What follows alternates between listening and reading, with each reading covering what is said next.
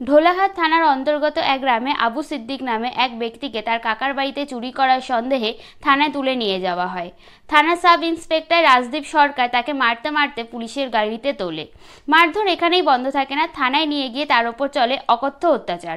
মারের চোটে অজ্ঞান হয়ে যায় সিদ্দিক। তাকে যে গ্রেপ্তার করা হয়েছে তার কোনো এফআইআর করেনি পুলিশ। নিয়ম অনুযায়ী গ্রেপ্তারের 24 ঘন্টার মধ্যে কোর্টে হাজির করতে হয় আসামিকে। পুলিশ তা করেনি। দুদিন পর তাকে থানা থেকে কোর্টে নিয়ে যাওয়া হয়। সেই সময়ও তার উপর চলে অকথ্য অত্যাচার। ভাগ্যক্রমে জামিন হয়ে যায় সিদ্দিকের।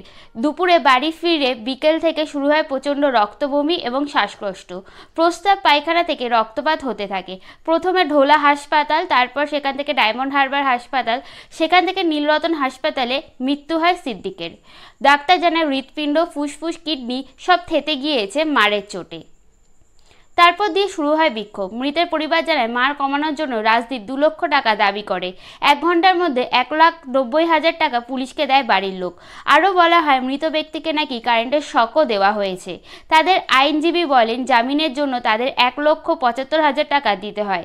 কলকাতা হাইকোর্ট জানিয়েছে 4 জুলাই ময়নাতদন্তের ভিডিও সংরক্ষণ করতে হবে। সম্পূর্ণ বিষয়টি নিয়ে স্বপ্না ভাদুড়ী তীব্র প্রতিবাদ জানায়। তিনি বলেন পুলিশ যদি গুন্ডা হয়ে ওঠে তাহলে মানুষ যাবে কোথায়। পশ্চিমবাংলার পুলিশ প্রশাসন সম্পর্কে আমি অনেক ভালো কথা বলেছি, কিন্তু এবার পুলিশরূপী এক গুন্ডাকে দেখতে পেলাম। মৃতের পরিবার সিবিআই তদন্ত চেয়েছে। তিনি কোর্টের কাছে আবেদন জানিয়েছেন যে মৃতের পরিবার যাতে সঠিক বিচার পায়, বিষয়টির দিকে যাতে মুখ্যমন্ত্রী মমতা বন্দ্যোপাধ্যায় নজর দেন। স্নেহা সাহার রিপোর্ট, গর্বিত বাংলা 10। নমস্কার, আমি স্বপ্না ভাদুড়ী। আজকে ভিডিওটি করতে আমি বাধ্য হলাম, কেন জানেন? সত্যি ভাবতে অবাক হচ্ছি। আমরা যেখানে সমাজের মানুষ আমরা জানি যে পুলিশ প্রশাসন থাকে সমাজকে সুরক্ষিত রাখার জন্য, মানুষকে সুরক্ষা দেওয়ার জন্য, কিন্তু সেই পুলিশ অফিসার যদি পুলিশ থেকে গুন্ডাতে তৈরি হয় তখন তার বিরুদ্ধে প্রতিবাদ না করে, তার এগেনস্টে প্রোটেস্ট না করে কি কখনোর জন্য বসে থাকা যায়? আপনারা প্রত্যেকেই জানেন যে ঢোলাহাট থানার যিনি আইসি, এটা দক্ষিণ 24 পরগনাতে পড়ে ঢোলাহাট থানা। এই ঢোলাহাট থানার আইসি যার নাম রাজদীপ সরকার, তিনি এমন একটা জঘন্য কাজ করেছে যে জঘন্য কাজের জন্য প্রত্যেকটা মানুষ কিন্তু ছিচি করছে। পুলিশ থেকে গুন্ডা তৈরি হলো, এইটা ভাবতে কেমন লাগছে না? আমি অনেক ভিডিও করেছি আমাদের ওয়েস্ট বেঙ্গলের পুলিশ প্রশাসনকে নিয়ে। প্রত্যেকটা মানুষ কিন্তু সমান হয় না সমাজের বুকে। হাতের 5টা আঙুল কিন্তু সমান হয় না, তেমনি ঠিক 5টা পুলিশ অফিসার কিন্তু একরকম হয় না। অনেক পুলিশ অফিসার আছে যারা সত্যিই খুব সুন্দরভাবে মানুষের জন্য পরিষেবা দেয়, সমাজকে সুরক্ষিত রাখার চেষ্টা করে। আজকে সেই সব পুলিশ অফিসারদের কিন্তু বদনাম এই রাজদীপ সরকার, এই গুন্ডা পুলিশ অফিসারের জন্য। আপনারা প্রত্যেকেই জানেন যে আবু সিদ্দিক হালদার, যার বাড়ি দক্ষিণ 24 পরগনার ঢোলাহাট থানার অন্তর্গত একটা গ্রামে, সেই যুবককে যেভাবে অমানবিকভাবে অত্যাচার করেছে, তার বাড়ির থেকে তুলে নিয়ে গিয়ে ঢোলাহাট থানাতে, ওই থানার আইসি রাজদীপ সরকার কেন করেছে?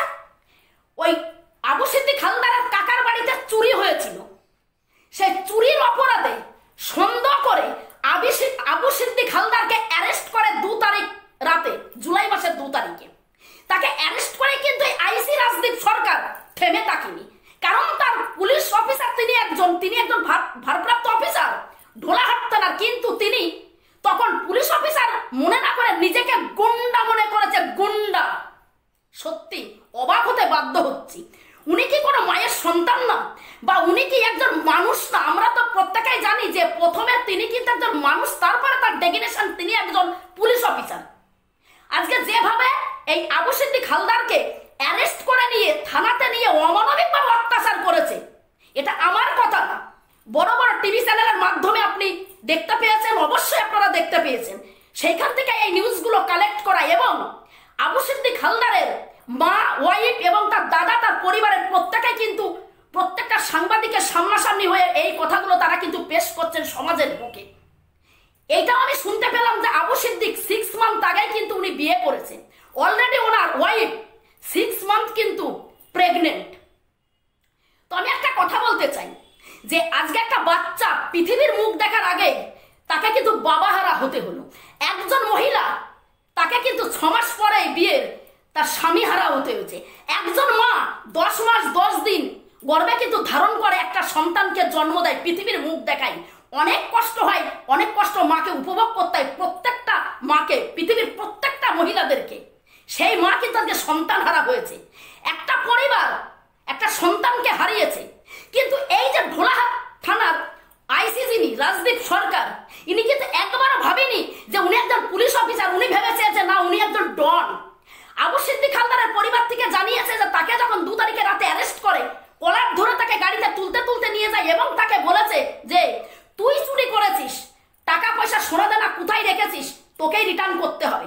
তাকে থানায় নিয়ে বেধড়ক মারধর করেছে, নির্মমভাবে অত্যাচার করেছে। তারপর থানার থেকে আবার বাড়িতে নিয়ে এসে বলেছে কোথায় রেখেছিস, ঘরের মধ্যে লুকিয়ে টাকা এবং গোল্ড বের কর।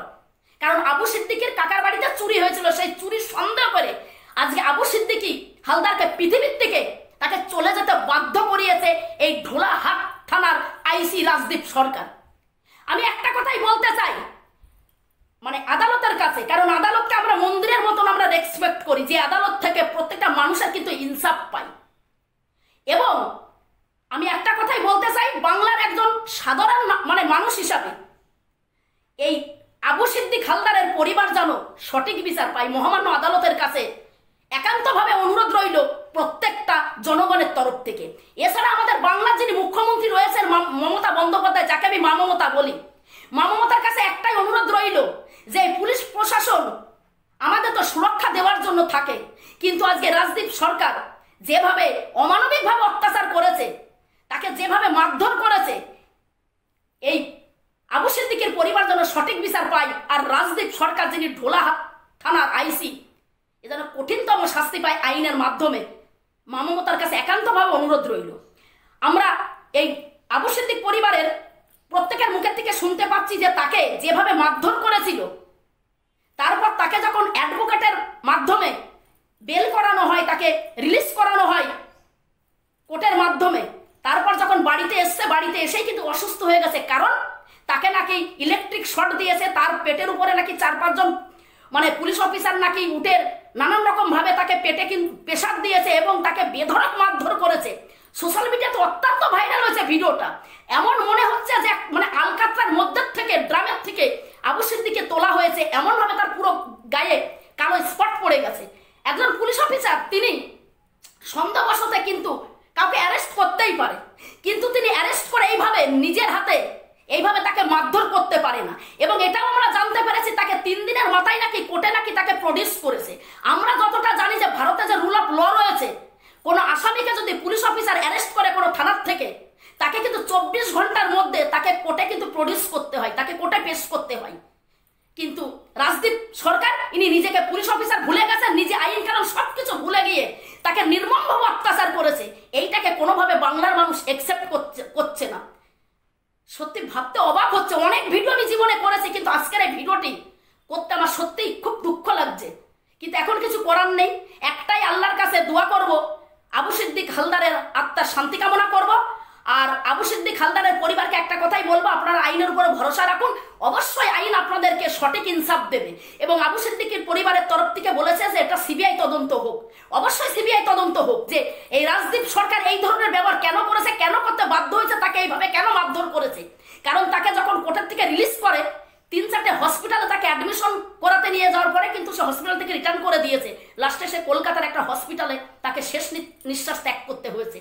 প্রত্যেকে ভালো থাকবেন, সুস্থ থাকবেন, সুন্দর থাকবেন। পুলিশ অফিসার রূপে যে গুন্ডা ডন, সত্যি আমরা কখনো ভাবতে পারিনি আমাদের বিশেষ করে বাংলার পুলিশ। অবাক লাগছে ভাবতে। কিন্তু অন্যায় যে করবে তার এগেনস্টে অবশ্যই স্বপ্নবাদনী প্রোটেস্ট করবে, এটাই আমার রীতি এবং নীতি। আমি কোনো ধর্ম, কোনো জাত, কোনো রং, কোনো বর্ণ, কোনো মানুষ দেখে কিন্তু আমি প্রতিবাদ করি না। আমি যখনই কোনো অন্যায় দেখি তার এগেনস্টে প্রতিবাদ করতে আমি পছন্দ করি, এটাই আমার রীতি এবং নীতি। তবেই আমার নাম স্বপ্নবাদনী। হ্যাঁ, আমি যেটা বলেছি এটা একদম অরিজিনাল কথা। জয় হিন্দ, জয় ভারত।